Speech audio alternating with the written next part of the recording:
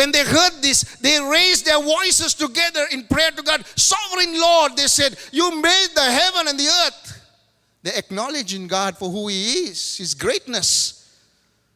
And the sea and everything in them. You spoke by the Holy Spirit through the mouth of your servant, our father David. Why do the nations rage and the peoples plot in vain?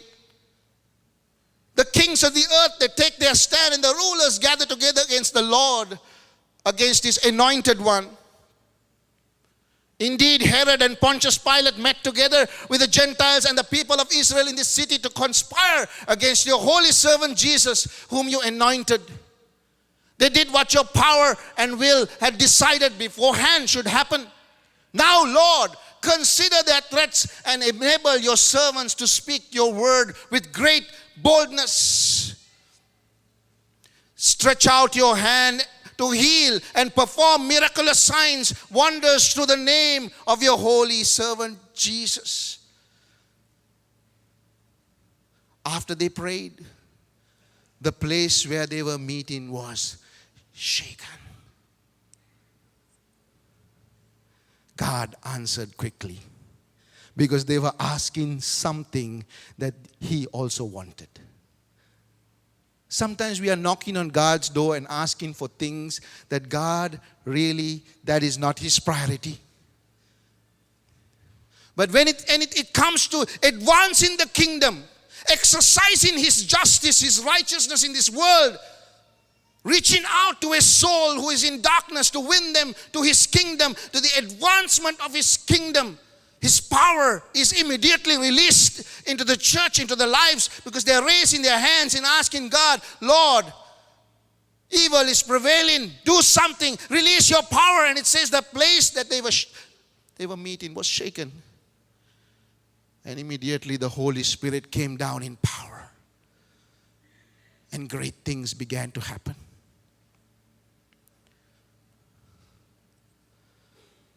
Church, do you want great power to be released in the lives of your family?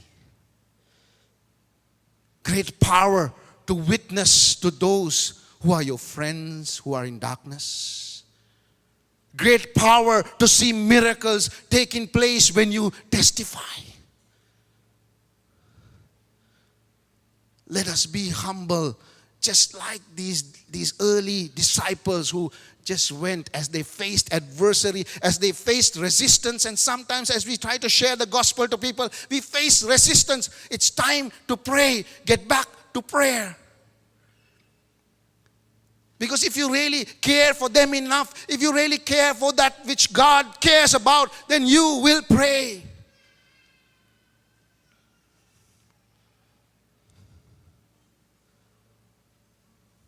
They were all filled with the Spirit. And the timid became bold.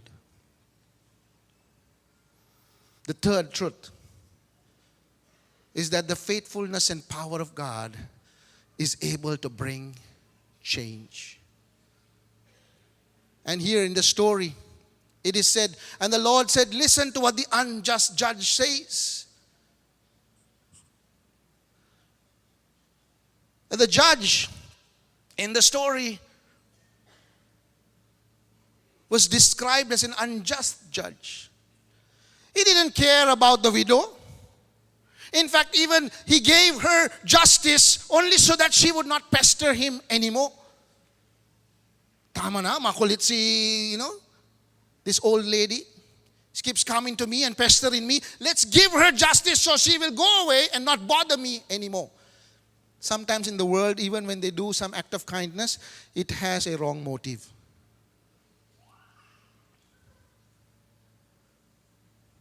And so he gives her justice. But here it says Jesus reminds his disciples that how much more if that unjust judge eventually gave in to this widow, how much more our God, your Father, our Father, whose very nature is righteousness and justice. Do you know that one of the facets of God, the nature of God, is that He is a righteous and just God?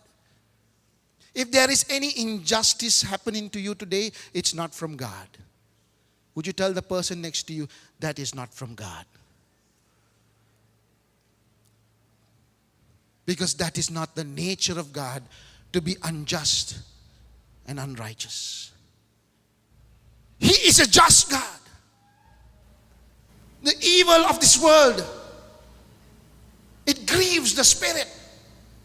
If you are into any kind of evil or injustice, then know that grieves the spirit.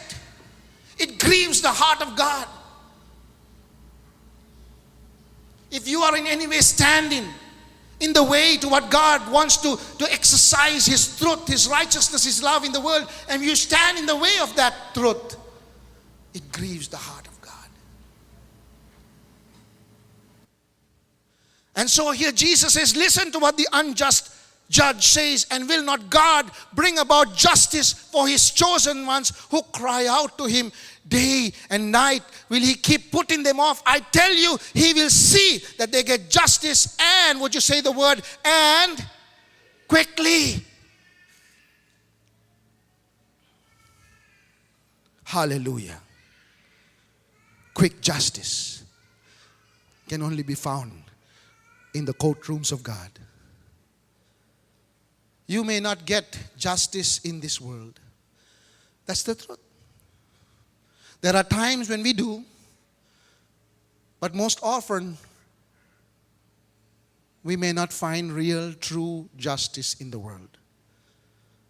This world can be an unfair place, but if you lift your hands to God and you take your case to the higher court of the Almighty, I can guarantee you that He will move, because His word says so.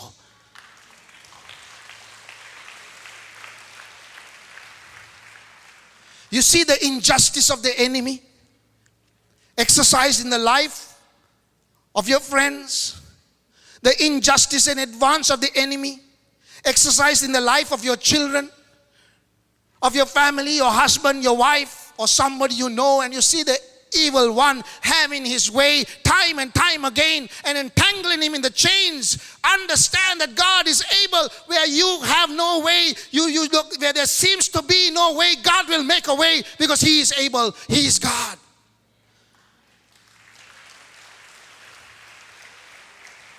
Don't give up. Don't quit. Don't get overwhelmed. Know that God is great. God is great. But you need to pray.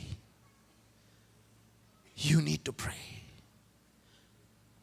You need to pray and not give up. Your children depend on your prayer. They are too small to understand the need of prayer. Those in darkness cannot pray for themselves. They are too lost.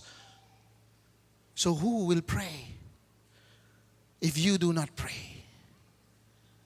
You need to believe in a just and righteous God who moves when His children pray.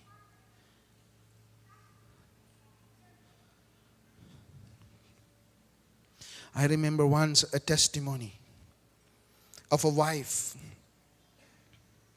whose husband was so wayward, so caught and entrapped in evil, so given over to sin. She was almost on the verge of quitting on him. But one day somebody said to her, when he sleeps, just lay your hand on him and pray.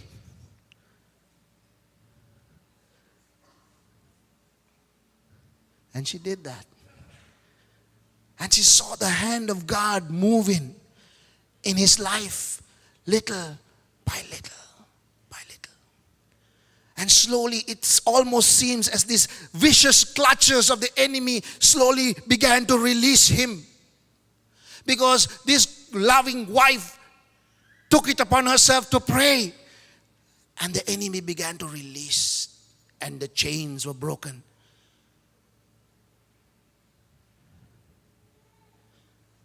Because God is great.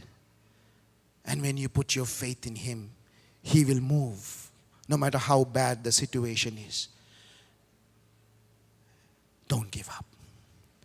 We serve a righteous, faithful, almighty God. Do you believe that, church? Would you give Him praise? Psalm 9 verses 7 to 9 says this: the Lord reigns forever. He has established His throne for judgment. His throne is established. Evil can advance, but it cannot be established in God's throne. Evil can only go so far, but it cannot rule and reign, because God and God alone reigns. He will judge the world in righteousness. That is His nature. He will govern the peoples with justice. The Lord is a refuge for the oppressed. If you feel oppressed by the enemy, run to God, because He is a refuge. He is a stronghold in times of trouble. When the evil enemy advances and seeks to devour, seeks to get a hold of things that rightfully belong and have been given to you, go to God. He is a stronghold in times of trouble. Fill your house with prayers. Fill your house with cries to God. Because as you draw near to Him, the Bible says He will draw near to you. He will not turn anybody away who seeks after Him, who cries after Him. A bruised reed He will not snuff out. A smoldering wick. A bruised reed He will not break. A smoldering wick He will not snuff out. If you go to Him, if you draw near to Him, He will draw near to you. Because He is a refuge to the oppressed, a stronghold in times of trouble. A sad comment in the end of the parable, where Jesus says, however, when the Son of Man comes, will He find faith on the earth? Will He find people who are still believing, hoping, finding strength? People who still call on His name? Or will He find a people who have just given up and resigned themselves to the enemy? I hope, brothers and sisters, when the Lord comes, we will be those people who are a people of prayer and a people of faith in God. Our challenge for today as we close: have you received anything from this? Whatever challenges you are facing today, I don't know what challenge you are facing. What's going on in your family, what's going on in your own life, what struggles, what areas of your life the enemy seems to dominate you in. Maybe you have a longing to break free. You don't like that side of you. You don't like what's happening. And you just seem so powerless to do anything about it. But God has the power to do something about it. The injustice of the enemy doesn't have to progress any longer. We have the potential to become very powerful if we exercise our privilege of prayer against the advance of evil.